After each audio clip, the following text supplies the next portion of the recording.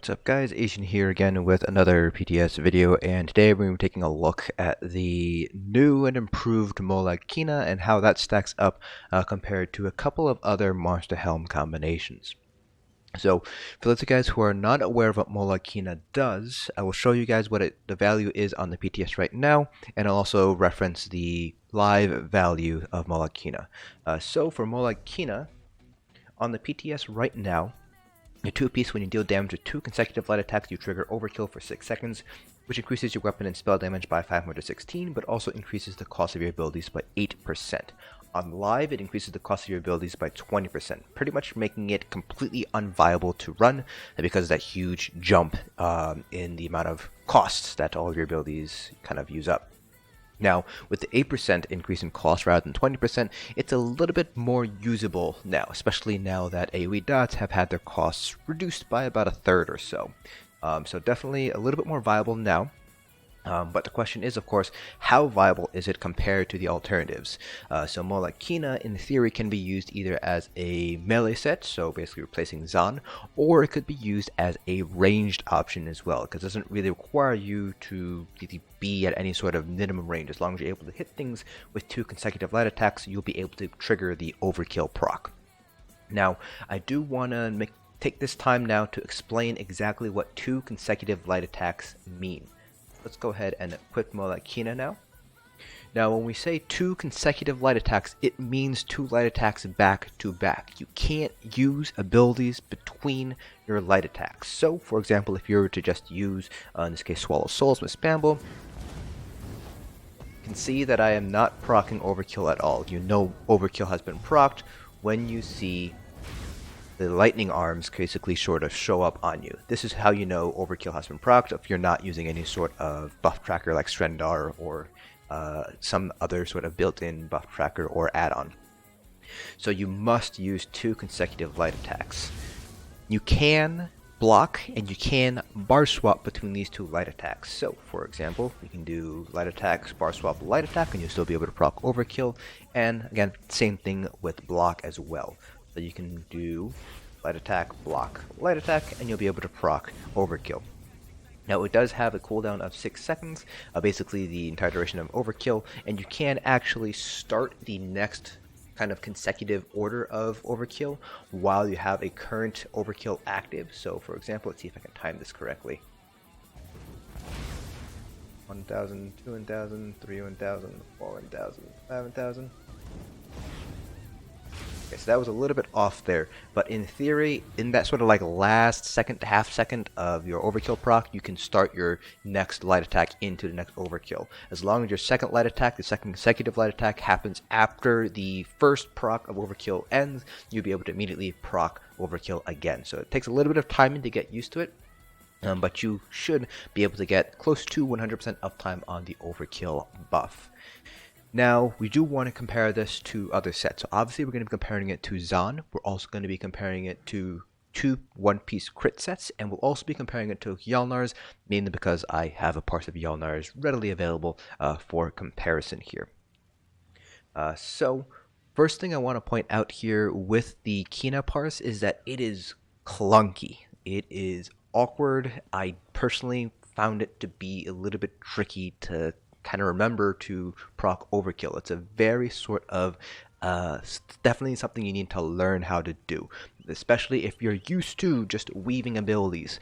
So you do have to kind of make a conscious effort to do the 2 light attacks in a row here. Now I am doing it on a Nightblades, which is probably not really going to be the best class to kind of demonstrate the potential of Molag Kena on, mainly because the light attacks are a little bit more Nightblades are a little bit more reliant on good weaving in order to get the bow proc off, and having to basically kind of, I don't want to say pause your rotation, but basically make this sort of adjustment to your rotation does end up with a overall larger DPS drop on Nightblades compared to on some other classes which aren't really as dependent on something like a bow proc. But going over the DPS numbers, and delete this, that, and delete that. Okay. So this is the best parse that I got with Molag Kena, and you will find here that our overkill uptime was 70%. Again, I think with practice you'll be able to get this higher, probably close to 80 to 85% uptime. Again, in theory it's possible to get 100% uptime, but it will require a lot of micromanaging and a lot of keeping an eye on your buff tracker. But you can probably push this overkill uptime a little bit higher, probably to 80 to 85% once you kind of get used to things. But for this parse, we pulled 77k here.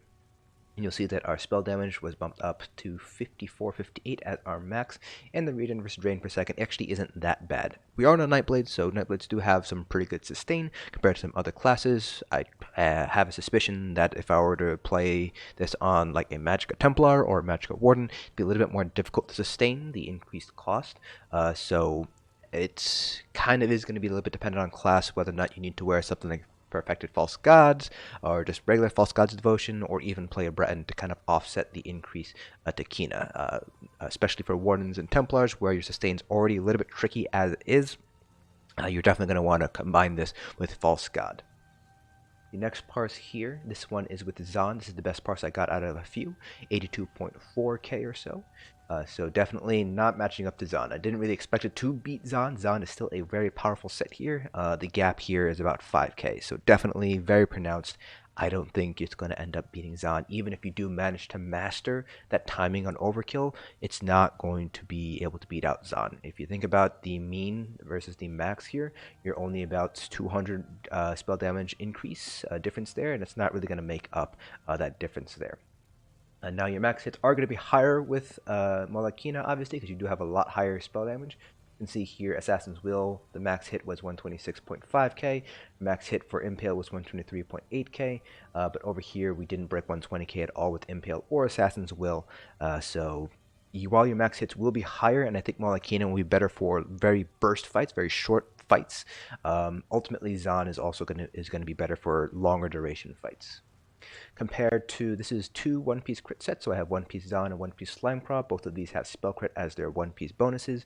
We pulled 80k, a little bit over 80k, so again, still beating out Molag Kena. And again, I think that even if you were to master the overkill uptime and get higher uptime, you still wouldn't necessarily be able to beat this. It definitely closed the gap quite a bit. Right now, we're about 3k difference or so, but ultimately, I don't think you're going to end up beating two one-piece crits either. Again, lower max hits, so for burst fights, Molag Kena would definitely be strongest, but for sustained fights, two one-piece crits is going to be better if you have to play at ranged. And then finally, just because I have this parse readily available because I was testing out the set, Kjalnar's Nightmare, we pulled 78.5k here. Here, I think Molag Kena, if you do get a little bit better with the uptime, you might be able to match Kjalnar's. It'll be very, very close. The difference here is 1.5k, so definitely a lot smaller than with the two-piece crit sets and with Zaan. But ultimately, it's, in my opinion, at the very least, it's not worth adding in the additional hassle of learning how to deal with the overkill proc. Just stick with just running Kjalnar's or two one-piece crit sets, and so you don't have to necessarily relearn the wheel, basically, relearn your entire rotation. And again, lower max hits here compared to with Molag Kena. So where Molag Kena stands right now, I think if you are in a position where you need the burst damage, there are a couple of fights in the game where burst damage is going to be very important. For example, the Arch Custodian in Halls of Fabrication. You want to do a lot of damage in the very short window of time you have to damage it.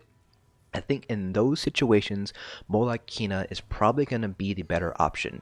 For those short bursty fights, you're not really concerned too much about sustain, and you need additional burst damage.